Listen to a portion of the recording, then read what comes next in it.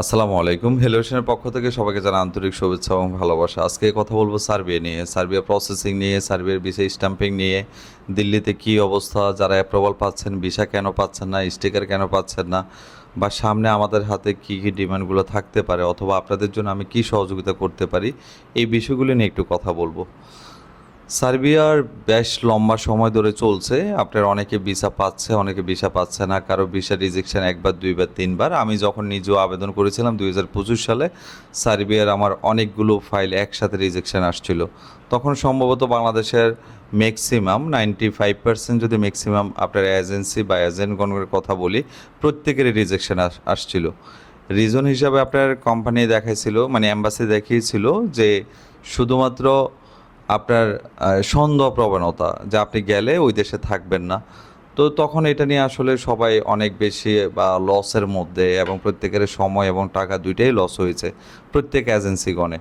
2026 সালে আসার পরে আমরা সবাই দেখতে পাচ্ছি মোটামুটি অ্যাপ্রুভাল পাচ্ছে, অনেকে বিশেষ স্ট্যাম্পিং করাচ্ছে, ফ্লাইট দিচ্ছে। আলহামদুলিল্লাহ, এটা আমাদের জন্য ভালো। সার্বিয়া এম্বাসি যতক্ষণ খোলা আছে, যদি আপনার ওইখানে যদি ঠিকঠাক যদি কাজ করা যায়, এই শ্রমবাজারটা অনেক দিন থাকবে। কিন্তু যদি আমাদের জন্য যদি অশুভকর হয়, কোনো ধরনের অ্যাম্বাসি থেকে কোনো দিক নির্দেশনা চলে আসে, অথবা সার্বিয়া মিনিস্ট্রি থেকে অথবা মন্ত্রণালয় থেকে যদি কোনো ধরনের নিষেধাজ্ঞা চলে আসে, হয়তোবা এই শ্রমবাজারটাও আমরা হারিয়ে ফেলবো। তো সার্বিয়া যারা আবেদন করবেন, আপনাদের ডকুমেন্টেশন কী কী লাগে আপনারা অবশ্যই জানেন। যেমন পাসপোর্ট লাগে, ছবি লাগে, তারপরে হচ্ছে আপনার সার্টিফিকেট লাগে, যেটা অনলাইন করার সময় এটা লাগবে। আর পুলিশ ক্লিয়ারেন্সটা এটা ম্যান্ডেটরি না, তবে আপনি ইউরোপে বা পৃথিবীর যে কোনো দেশে এখন যাওয়ার সময় আপনি পুলিশ যে রিপোর্টটা, এটা সার্টিফিকেট, এটা আপনি করে নিতে হবে। তো আপনি এই ডকুমেন্টেশন থাকলে আপনি আবেদন করতে পারবেন, বাংলাদেশে থাকেন অথবা বাংলাদেশের বাইরে থাকেন, যে কোনো জায়গা থেকে। এটা হচ্ছে আপনার যখন কোম্পানিতে সাবমিশন করবেন, আমি যে কোম্পানিতে এখন কাজ করব বা যারা কাজ করছে কোম্পানিতে সাবমিশন হয়। সাপ্লাই কোম্পানি বা বিভিন্ন কোম্পানি আছে, কিছু লয়ার আছে যারা 7 দিন, 8 দিন, 10 দিন, 15 দিন, 20 দিনে বের করে। কিন্তু কিছু কিছু কোম্পানি আছে যারা সরাসরি আসলে নিজেরা ব্যক্তিগত এইচআর দিয়ে কাজ করে। আমি যে কোম্পানিতে কাজ করছি, 1 মাস 10 দিন, 1 মাস 15 দিনের মতো সময় লাগে পারমিটটা ইস্যু হইতে। পারমিট যখন আপনি ইস্যু হবে, পরবর্তীতে এটা অনলাইন করবে। তো অনলাইন করতে আবার 5-7 দিন, 10 দিন ওইখানে পেমেন্টের একটা স্টেপ থাকে, পেমেন্ট দিতে হয়। তো আপনার সেখানে 8 থেকে 10 দিন লাগবে। আপনি ওইখানে যখন আপনি পেমেন্ট যখন ক্লিয়ার হয়ে যায়, পেমেন্টটা দেওয়ার পরে পরবর্তীতে অনলাইনে আপনার রেজিস্টার করে আইডি পাসওয়ার্ড আপনাকে দিয়ে দিবে। আইডি পাসওয়ার্ড এগুলো এজেন্ট বা এজেন্সিগণ এবং লয়ার তারা এগুলা সরাসরি ওনাদের কাছে থাকে বা তারা নিয়ে রাখতে পারে। পরবর্তীতে যখন আপনার অ্যাপ্রুভাল আসবে, প্রত্যেকের জন্য এই সতর্কবাণীটা, আপনারা যখন টাকা লেনদেন করবেন, পরবর্তীতে লাস্ট স্টেপটা, অনেকে বলেন যে সার্বিয়া বা আমার 8 লাখ টাকা নিয়ে অলরেডি ধরা খেয়ে বসে আছি। কেন আপনি 8 লাখ টাকা নিয়ে ধরা খাবেন? আপনি তখন আইডি পাসওয়ার্ড দিয়ে আপনি চেক করে অ্যাপ্রুভাল আপনি চেক করবেন। ওয়েলকাম টু serbia.gov.rs, এই ওয়েবসাইট একটাই মাত্র ওয়েবসাইট সার্বিয়ার। এখান থেকে আপনি সরাসরি অনলাইনে আপনি ভিসা আপনি মানে অ্যাপ্রুভাল আপনি দেখতে পারবেন। আপনি যখন অ্যাপ্রুভাল দেখবেন, তখন আপনি এজেন্সিকে পেমেন্ট দেন 50%, 60% ডাজন্ট ম্যাটার। বাট আপনি ওইখানে যখন আপনি অ্যাপ্রুভাল দেখতে পাচ্ছেন, আপনি পরবর্তীতে দিল্লি থেকে স্টাম্পিং কেউ 15 দিনে করে, কেউ 25 দিনে করে, কেউ আপনার 28 দিনে, অনেক সময় 1.5 মাস। তো স্টাম্পিং তখন আপনি 100% আপনি যাচ্ছেন সার্বিয়াতে, এটা নিয়ে কোনো সন্দেহ নাই। মানে আপনি স্টিকার অলরেডি আপনার, তখন অ্যাম্বাসিতে আপনি ওইখান থেকে জাস্ট আপনি স্টিকারটা নেবেন।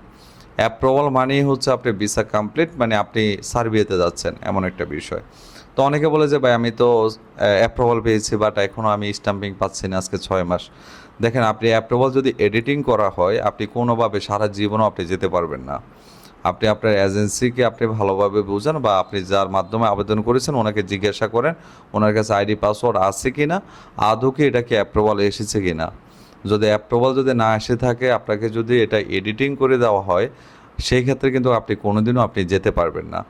তো সার্বিয়া নিয়ে অনেক বড় স্ক্যাম চলছিল, অনেকে বিভিন্ন প্রতারিত শিকারও হয়েছিল। তো এইগুলো নিয়ে অনেক কমপ্লেনও ছিল।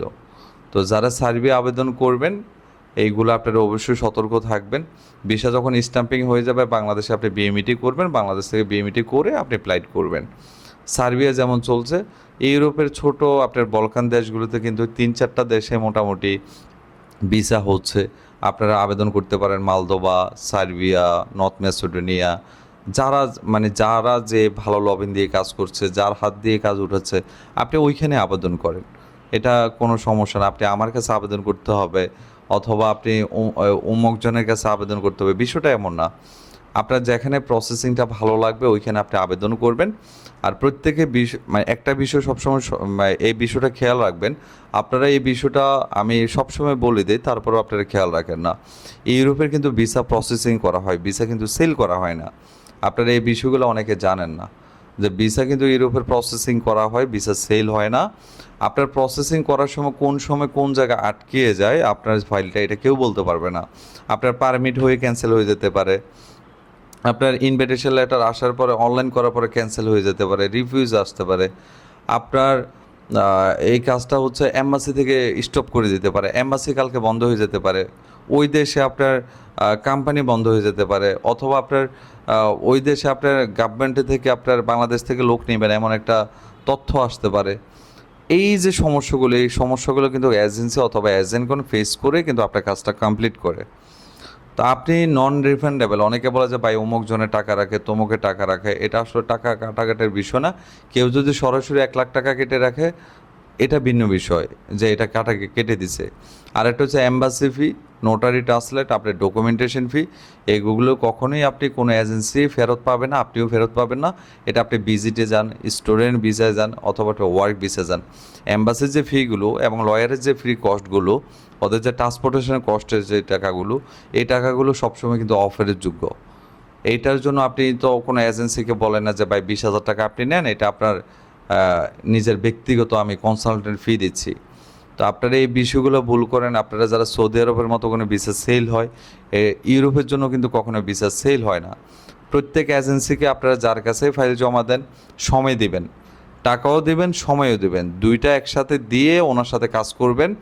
দীর্ঘ দীর্ঘ সময় হোক, আপনি যদি প্রসেসিং ঠিক থাকে আপনি যেতে পারবেন।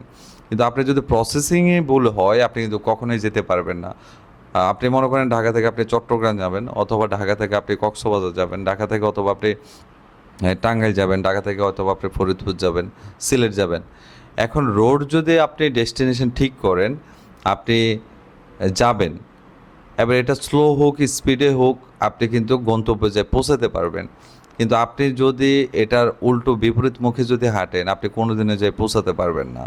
তো আমার কথা হচ্ছে, আপনারা যারা এজেন্ট অথবা এজেন্সিগণ, যাদের কাছে অথবা আপনার সুপরিচিতগণ, আপনার কাছের মানুষের কাছে আপনি ফাইল সাবমিশন করবেন, ওনাকে আপনি লম্বা একটা সময় দিতে হবে। আপনি যখন সময় দিবেন তখন উনি কাজ করতে পারবে। বাট যারা কাজ করতে পারে না, যারা কাজ বোঝে না, জানে না, তাদের বিষয়টা টোটালি ভিন্ন। বাট যারা পূর্ব থেকে কাজ করছে, এখনও কাজ করছে, অনেকেই কাজ করছে ভালো, আপনারা দেখে শুনে যেখানে ভালো কাজ হয় আপনি ওখানে জমা করে দিবেন। আপনি আপনার মতো ডিড করে নেবেন, এগ্রিমেন্ট করে নেবেন, আগে থেকে সব কিছু ক্লোজ হবেন। আপনি কীভাবে জমা করবেন, যদি ওইখানে ভিসা না হয় কীভাবে ওইখান থেকে আবার বেরিয়ে আসতে পারবেন, টোটাল বিষয়টা আগে থেকে সুরা করবেন। আপনারা হচ্ছে মধ্যখানে থেকে আপনারা তখন বিভিন্ন সময় ডিস্টার্ব করেন। এটা আমার বেলাও আমি দেখেছি, অন্য এজেন্সি যারা কাজ করছে তাদেরও আমি দেখেছি সেম সমস্যা, যে আপনার অ্যাপ্লিক্যান্ট 15 দিন 20 দিন একটু বেশি লেট হয়ে গেল, 2 মাস লেট হয়ে গেল, সবাই ডিস্টার্ব করে, প্রত্যেকে ডিস্টার্ব করে। তো আমার কথা হচ্ছে এই বিষয়গুলো একটু সতর্ক থাকবেন। প্রত্যেকটা বিষয় আপনারা জানবেন, বুঝবেন, ওইভাবে আগাবেন। প্রত্যেকের জন্য শুভকামনা। সবাই ভালো থাকবেন, সুস্থ থাকবেন, আমার জন্য দোয়া করবেন। আসসালামু আলাইকুম।